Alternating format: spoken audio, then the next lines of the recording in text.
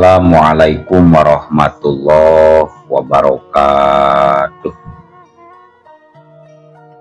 Wadia balad ate ofisial di mana wae ayana. Alhamdulillah wa syukru ala ni'amillah.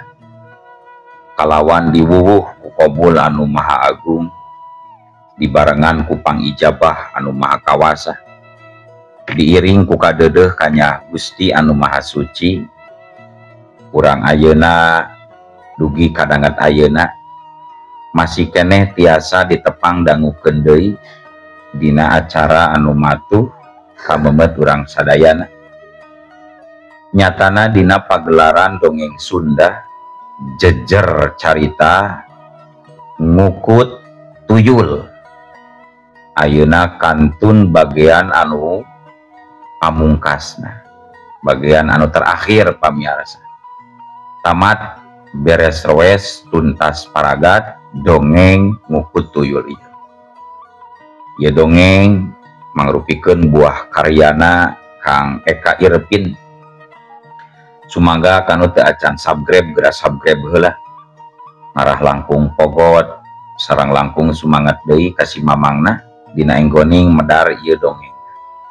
Ing hilap di like di komennya nu saseur-seurna. Laina naon, mamang mah sok binga kitunya. Upami maosan komentar-komentar ti para wargi sadayana. Kalintang bingahna deui upami mah link video mamang ieu dipangeserkeun atanapi dipangbagikeun. Seueur lah media sosial anu tiasa diangge nge-share atanapi ngabagikeun link video mamang. Atuh ngarah teh nyangkolong tingkana waktu sumangga. Ayeuna mah urang lajengkeun deui dongeng ngukut tuyul bagian anu ka pamungkasna. Kumaha salajengna? Sorot cikopina, betot simbutna, pagehan tali kolorna, isi morosot, merezel, morozol, uzel-uzelan di tengah zala. Tumpak dung dung tes.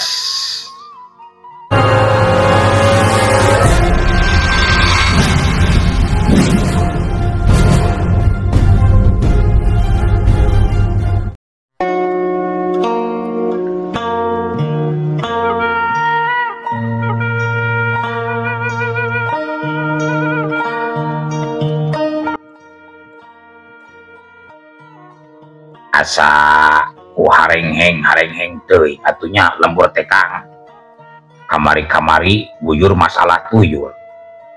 Pengse masalah tuyul si Isman dibebrik buta cenah.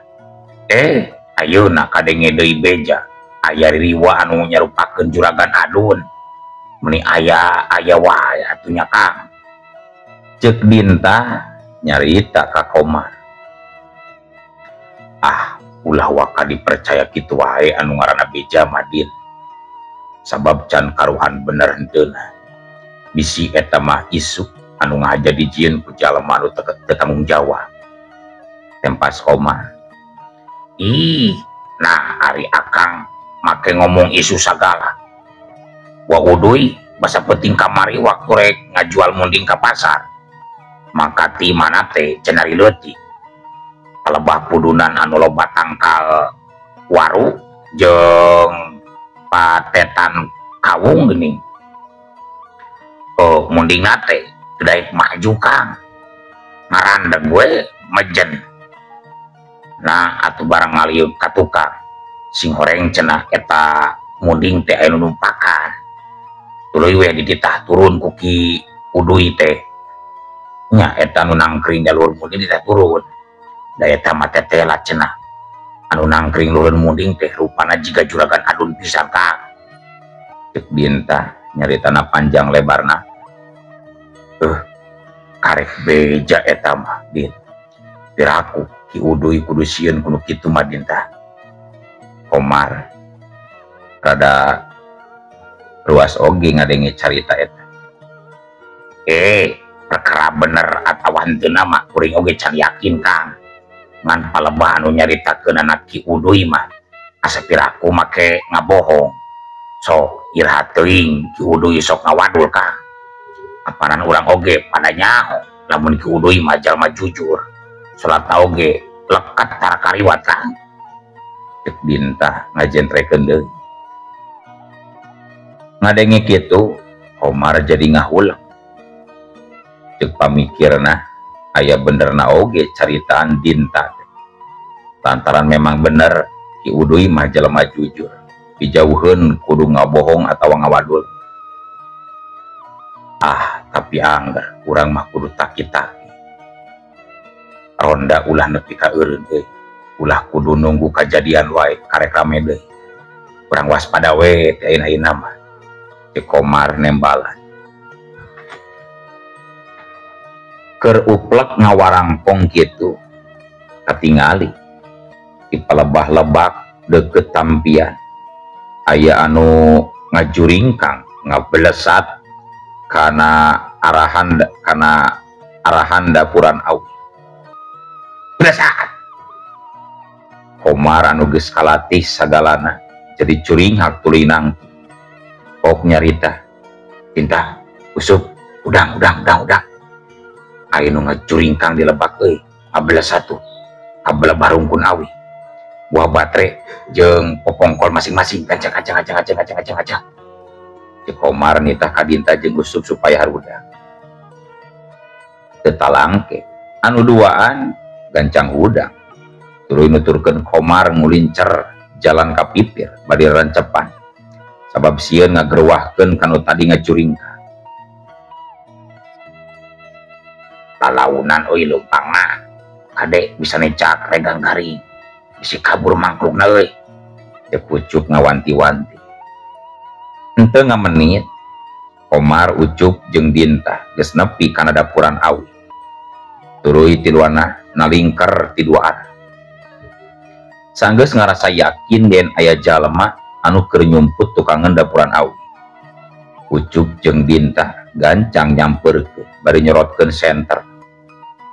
Nalika brod disorot, breh katenjo aya seorang lelaki anu keur diuk cingog.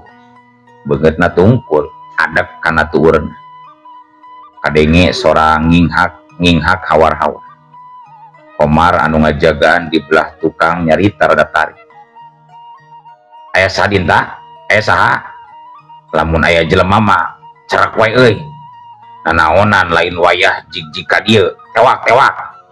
Cek Komar nitah ka Usuk jeung ka Dinta sangka newak. Dinta nyampeurkeun ka jalema anu keur ngeleuk tungkul. Lampu senter toleh disorotkeun sabab ngarasa panasaran saha atuh eta jalma sabenerna. Sanggeus deukeut pok Dinta tumanya. Saha maneh? Jeung rek naon euy penting-penting aya di dieu euy? Cek Dinta nanya semut eueuh. Anu ditanya henteu nembalan, malah antang we ngeleuk tungkul dibarengan ku ceurik meninginghan. Sia mah teu ngagugu geuning. Bonge kadenge teu. Cek Ucup bari ngabedol leungeun jalma anu keur tungkul. Nah atuh. Ari nalika dibedol leungeun eta jalma nu keur tungkul teh tanggah neuteuk ka Ucup. Jore. Ucup ngagoak lantaran ningali rupa jalma nu di hareupeunana. Manehna teh estu pikasieun. Panona buncelik etahna ngelel dina behamna ngalei getih beureum tuluy maseuhan kana dada. Ucup jeung Dinta ngocak barang ningali anu keur campegot teh kawas kitu rupana. Riwa. Dinta nyarita balabab beuleuk. Aya naon Dinta? Jaju we maneh teh. Aya naon? Cek Komar setengah nyentak nyarita. Kang, tulung Kang, tulung. Cek Ucup soran haros. Lantaran panasaran, Komar ngorele nyampeurkeun ka Usuk jeung ka Dinta anu keur ngayak-yak jiga nu kasima. Nah atuh karek oge srog nepi ka Usuk jeung ka Dinta. Komar malik deui maksudna mah rek tuluy lumpat. sabab manehna kaburu ningalieun ka makhluk anu kasorot ku batre si Ucup ngan orok aya sarungna dipuntangan ku Ucup atuh puguh we Komar ti bebereg ge glumpat ngadon ngejetan we teu ingkah-ingkah ngadon ngajetan we teu ingkah-ingkah ningali kayan kitu Dinta bencir mainna ngabecir ka hareupeun Komar gerawek leungeun Dinta dicewang ku Komar. Dinta ngagaleong tuluy labu bro tilu urang jalma pagugulung dina tanah saurang hudang nu saurang muntah kitu we jeung kitu antuk nama saurang orang acan anu bisa lumpat di eta tempat. Komar ngagoa tuluy tutulungan lantaran pundukna karasa anu nyekel tiis nyelecep. Abah Komar ngocak tarik nafas anapun Ucup jeung Dinta mah duana oge geus calibreg ngihan maneh teu lila kurunyung kadinya anu ngurunyung dua urang jal anu kabeneran liwat tadi kok salah saurang nyarita bari gancang nyampeurkeun aya naon ieu teh naon teh eta jalma tuluy ngahudangkeun Ucup anu nangkuban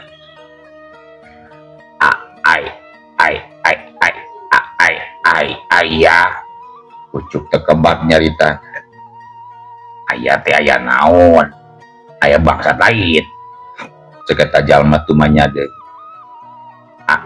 aya riwa ye Ucup nembalan bari bibir gidigan kumaha riwa di mana riwana Cup di mana anu nanya beuki penasaran itu tukang tuh Ucup nuduhkeun ka pelebah dapuran api kuniang eta jalma teh hudang tuluy ngagedig nuju ka pelebah dapuran awi batre disorotkeun ka sabudeureunana tuluy kaluhur ka pelebah tangkal laut tuluy ka handap ka kenca ka katu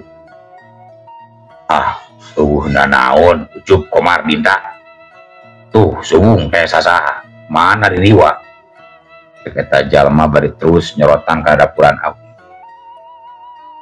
Komar jeung Ucup katut Dinta muniang haruda tuluy mencrong ka pelebah tadi makhluk keur campego tetela geuning geus eueuhna naon padahal tadi mah jelas pisan aya makhluk anu rupana estu matak dikasieun ye sing demina oge aya ririwa bieu mah mata kuring jeung Ucup katut Dinta ting karoceak teh eta ririwa pikasieun pisan mah teh Komar keukeuh kana pamanggih menggeus angguran magera beberesi katampian tadi tuh eta awak menil ladung gitu bari bau pesing deul jeung gara-gara teh eta jalma bari nyorotan ka Komar jeung batur geus kitu mah Komar Ucup jeung Dinta muru ka sumur timba anu aya di Masigit geret Dinta nimba silih gantian jeung Ucup Komar beberesi ti heula keur beberesi kiwaria ngaliwat kok manehna nanya anu keur beberesi ai keur naraon teuing wayat ieu di sumur tuh katiris ilai mah wayat ieu ngadon marandi cek kiwaria bari nelak-nelak anu keur kukumpul aduh bagja euy aya aki bagja cek Ucup bari gancang nyampeurkeun geus ngabedageun balogza euy eta leutak nepi ka bubung kitu geuning Cup cek kiwaria teu manya sanes tos ngabedahkeun balong ki nanging tos dikekayek ririwa kuring sareng Kang Komar katu si Dinta teh ki teu Ucup nyaritakeun nu sabenerna ka kiwaria baru geus dikekayek ririwa di mana ilaing teh aya ririwa cek kiwaria bangun anu ruas itu di pelebah kandang munding lebahkeun imah mantit ki cek Ucup nuduhkeun derok-dok Ucup nyaritakeun kajadian anu kieu karandapan ku maneh katingali kiwaria ungut-ungut bari ngabandungan kana caretan Ucup kalawan dari gitu Ki lain tas ngabedahkeun balong kuring mah tapi geus dikakaya ku liwat Ucup muka caritana Ki Warya sajaroni ngahulang hatena mangagaran be geus nepi ka dieu geuning eta manggelung itu kayaanana mah dewek kudu goat nepungan jang iman sabab pasti isuk jaganing geto bakal nepi ka imajang iman gerantes hate Ki Warya geus kitu mah Ki Warya ngageudig indit muruh ka imajang iman Komar jeung Ucup katut dinta saberesna bebersih teh tuluy balik ka imana sewang-sewang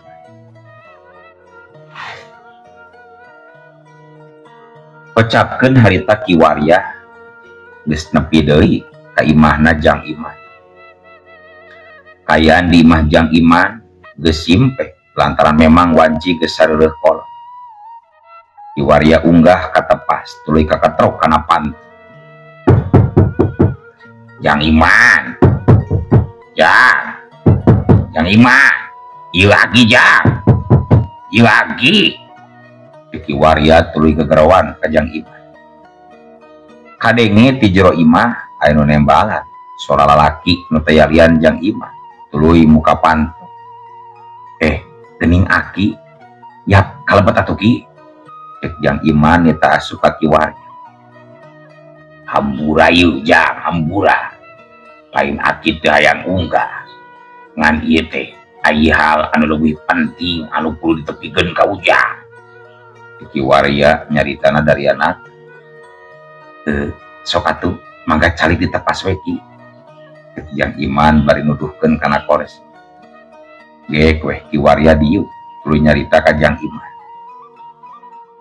ieu Jang Iman wayana geuting ayeuna mah ujang zagula warga ulah nyare di dieu kajeun sare di nyetua ujang heula we penting ieu mah lantaran barabat Ki Warya nyaritakeun sajelas ngeunaan impian manehna katut kajadian anu mata karengheng salila ieu anu nyatana eta kabeh kajadian teh ulon-ulona kerajaan jin anu ngageugeuh Gunung Haliji Jang Iman ngagebeg ngadenge keterangan kitu ti Ki Warya anu nyebutkeun yen dirina jadi inceran raja di kerajaan jin Gunung Haliji ngadenge dirina aya dina bahaya Jang Iman teu talang tuluy ngahudangkeun pamajikan jeung anu jadi anak sanggeus kitu mah manehna ninggalkeun imah anu ayeuna dijagaan ku Ki Warya kocapkeun Jang Iman geus nepi ka imahna Padarma alias mitohana nyiina jeung barudak tuluy di PHP-keun ka indung bapana dupi akang bari ka mana deui Kang cek nyiina tumanya bangun anu melang kanu jadi salaki akang teh hariwang ku Ki Warya ngan moal sesoranganan akang oge rek neang si Komar heula we ka wetan cek Jang Iman nembal nya atuh upami kitu mah ngan kade Kang iatna jeung ati-ati Kang nyiina peupeujeuh cirut Jang Iman turun ti imah mitohana terus ngagedig indit kabeh wetan anu maksud marek neang Jang Komar sanapina di imah Jang Komar Jang Iman tuluy gegerawan dina golodo Komar anu harita geus lenyapa ngerasa curingan manehna nguniang udang tuluy ngojengkang muruh kana panto reket panto dibuka breh Jang Iman keur ngajanteng di hareupeun golodo Kang Iman aya naon Kang sinarieun wayaki ulin ka kuring Kang teh Komar tuluy kaluar ti is menggeus ulah loba tatanya angguran gera di baju baturan akang ayeuna cek Iman teu kuat nembal baturan ka mana Kang Komar mencerong bangun anu bingung sok-sok ena mah gera sagedang dan heula ke di bejaan hayu kuat Jang Iman nita sangkan Komar gancang dang atau Komar tuluy asup deui ka imah rap tuluy make baju tuluy ngarawel sarung anu ngait dina kasto anu tadi kurut ngaronda bedog tepok naplek dina cangkeng cerut Jang Komar tuluy nuturkeun Jang Iman anu geus mihlan indi. Bisa tengahing perjalanan Komar tumanya deui arek kamana atuh sabenerna ieu teh Kang asa raruas kieu kuring mah jaba jiga nu rek ngajorag kieu ieu teh. Komar tumanya bari ngiclik tukangan Jang Iman reg Jang Iman ngarandeg kok manehna nyarita nimbalan pananya ti Komar. Akang minta tulung ka maneh mah urang batuan kiwarya anu ayeuna rek adu wawasen jeung Jang Iman nyaritana teu kemat jeung saha Kang? Komar mencerong panasaran jeung siluman mah. Jang Iman naon jeung siluman? Sariun teuing atuh Kang ah. Tadi ge geus dikakaye kuriwa kuring teh. Kuring mah balik deui Kang ah. Moal jadi Kang. Di Komar geus ngojengkang pisan rek balik deui. Ngantep pigelangan leungeunna kaburu dicekal ku Jang Iman. Lain tah jogol jeung siluman akang Mahmar ngan baturan akang bisi aki ilaing kumaona. Cek Jang Iman ngajentrek. Komar teu bisa kukumaha. Senajan hoream oge dalah dikumaha deui urusan jeung Iman mah tarawani nampi. Da biasa tadina sok dibere udud teh. Jang Iman jeung Komar neruskeun deui leumpangna. Teu kungsi lila maranehna nepi ka tempat anu dimaksud nyatana di imah Jang Iman pisan. Kasampak di dinya kiwarya keur cemeluk di buruan imah. Sampeurkeun ulah Kang. Komar tumanya ka Jang Iman. Ulah bisa dicarekan. Urang daguan we di dieu. Sabab tadi peupeujeuhna kiwarya ka Kang oge ulah pipilueun cenah. Urang mah urang ngabandungan we di dieu. Jang Iman nembalan bari paneutepna manco ka kiwarya. Kawantu kayaan kercang bulan ringkang jeung paripolah kiwarya eces katingalina ku Jang Iman jeung Komar. Sabab manehna aya di tempat anu rada luhur. Heuleut 5 menita angin ngadadak ngagelebuk nebak kana datang kala. Seo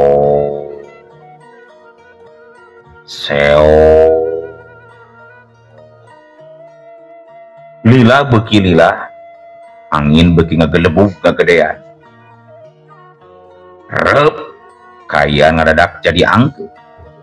Langit anu tadina lenglang kaya tedeng aling-aling ayeuna jadi poek ku pihujaneun.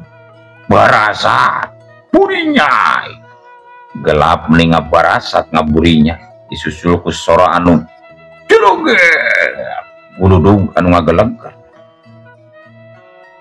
Rep satu tas jempe sora guludug samar-samar katempo aya haseup bodas ipis muter luhureun imah Jang Iman. Beuki lila eta haseup beuki kandel tur loba tuluy ngawujud ciga ubur-ubur. Jang Iman jeung Komar anu nalingakeun ti kajauhan ngarasa ruas sabab panyangkana mah eta teh angin puyuh biasa anu bakal ngancurkeun imah. Tapi sanggeus di Bandungan rada lila angin jadi lalat tuluy kayan simpe deui jiga sabihat.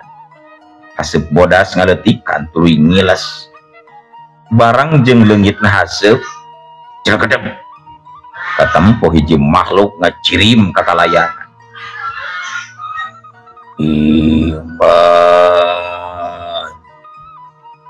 Iman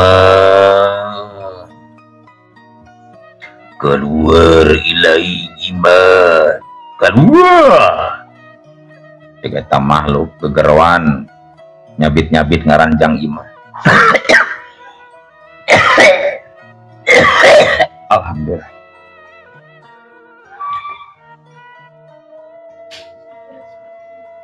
Kiwaria nu keur diuksila nembalan kalawan sora nu tandesna kuring iman ye tiap kadieu aya perlu mah ka kuring kadieu ye kuring iman. Ceuk Kiwaria ngakukeun ngaranjang iman. Makhluk anu keur kakalayangan di luhur suhuna ngalieu ka Kiwaria tuluy seuri nyakak.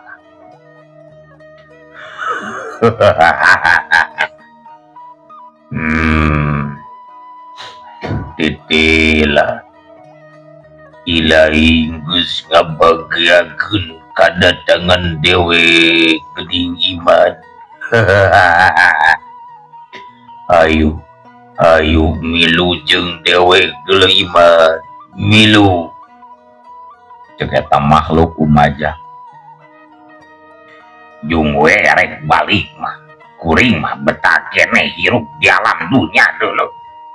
Jungna antara dewe jeung Ilahi geus eueuh pakuat pakait eueuh pacuntal pacantil gantara kakaitan nanaon deui sia juri. Tembal Kiwaria nembal.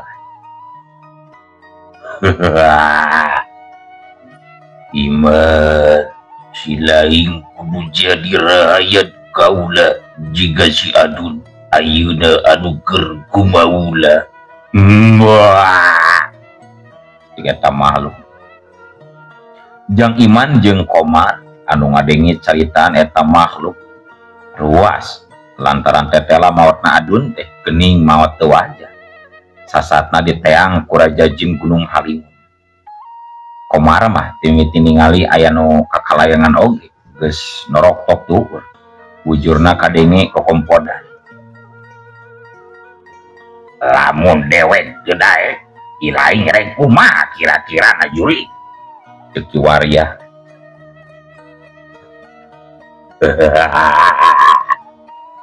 Coba duli daik atawa henteu mah sababas di Ilahi bakal dibawa ku dewek dulu ayeuna iman. Tembal eta makhluk tuluy Kalayang hiber ngadeuketan ka Kiwaria. Pamoleungeun anu paranjang ranggoas ngaragamang karah beuheung Kiwaria anu maksud arek nyekek. Ngan Kiwaria nu geus sadia gancang ngakilekeun tak-takna. Gila Leungeun eta makhluk leso Kiwaria mundur gancang udang. Eta makhluk ngajenghok lantaran tetela anu disanghareupan kumanehna teh lain iman. Ajing ngabohong nazazilai lain si iman siapa dulu zazilai. Ceuk eta makhluk mencerong ka Kiwaria. Terpenting sia nyawa aing saha nu penting mah Ilahi gancang ingka di dieu jung mangkat jauh ka sabarang dulu. Ceuk Kiwaria teuneng ludeung taya kasih. Moal ingka ngaing mah sememe bisa mawazi iman bikin kumaula ka kaula dulu. Ceuk eta makhluk. Aku lamun gitu mah Ilahi ngajak ngesang jeung dewek dulu. Kiwaria tumanya tuluy masang kudaku. Ngajak jogol siaga ngaing. Ayu sia urang pecagan urang tarung ngijin jagang ten jeung dewek dulu. Ceuk eta makhluk anu tetela manehna teh Raja Jin Gunung Halimun. Rengse eta makhluk nyarita kitu gelebug. Angin ngagelebug deui nepa ka Kiwaria. Daridug Kiwaria ngadaligdug mundur ka tukang katurung ku tanaga angin para raja-raja Jin. Dina hate Kiwaria ngagerentes mapatkeun campe pamati. Kiwaria ajeng leungeunna dikahareupkeun jiga anu ngadorong. Si maing zima mau aing kazima gumau mau lumbat aing lari mau dicari ke aing zuri ya hiu haseup bodas ngeblesur tina dampaleungeun Kiwaria. Cedah Neunggar pisan kana dada Raja Jin. Daridug Raja Jin dari gegan katuka manehna ngarandag tuluy ngarapatkeun dua dampalengeun barasa cahaya beureum ngabelesak muru ka awak Kiwaria ningali musuhna ngaluarkeun panarajang anu rada aheng. Kiwaria ngageser saeutik ka gigi panarajang musuh ngahakan angin dengar tangkalkan ningali panarajang ngaplos Raja Jin Gunung Halimun jadi tambah amarah leungeunna dikahareupkeun kur seuneu kaluar tina sapasang leungeun. Kiwaria anu can siap nadah panarajang susulan awakna kalentab ku seuneu jungkal awak Kiwaria ngajungkal seuneu ngagedur hurung ngaduruk awak Kiwaria.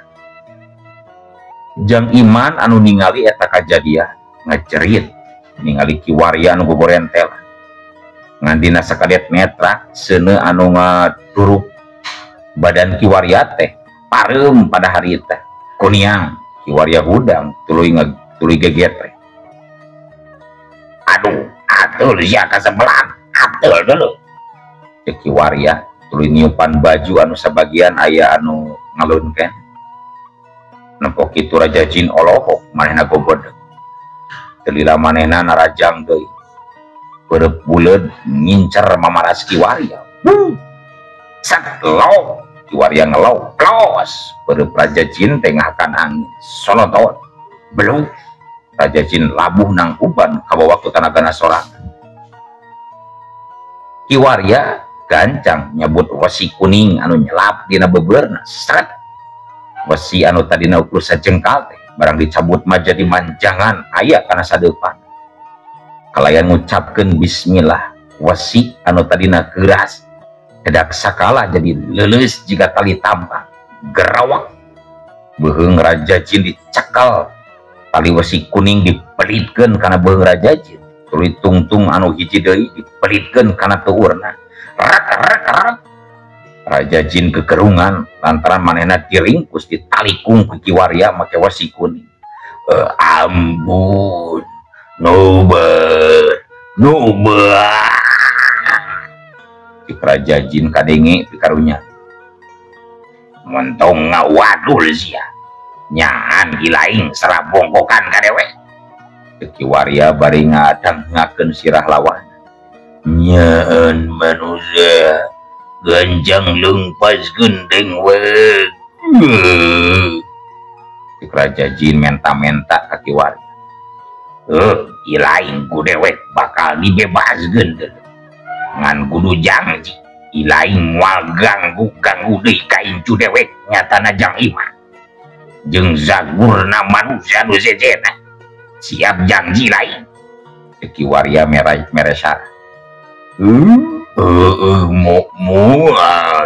mual dulu Raja Jin nyanggupan sanggeus ngadenge kasanggupan ti Raja Jin model kitu mah Kiwaria ngalesotkeun wesi kuning anu melit dina awak Raja Jin geus kitu mah eta makhluk las ngiles ngaleungit Kiwaria ngarenghap narik napas panjang ningali Kiwaria unggul ngalawan Raja Jin Jang Iman jeung Komar balik rerencepan muru ka imah mitohan ambeh teu kanyawan ku Kiwaria nya ti saprakarita Jang Iman jeung Nyi Ina katut pangeusip lemburan na estu jadi tiis palipurna geus teu kadenge deui beja aya ririwa atawa tuyul anu salila ieu teu boleh ngabaribina kulantaran kayan geus tentrem deui heuleuh dongeng janten tamah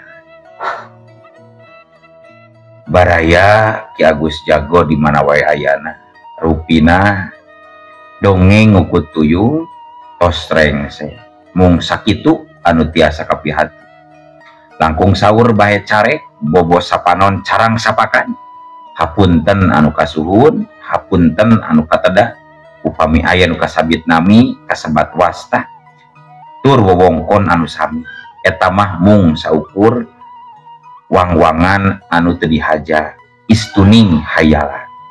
Mugi tiasa ngahibur, nyandak pelajaran oge, nyandak kamangfaatan seseueur nama.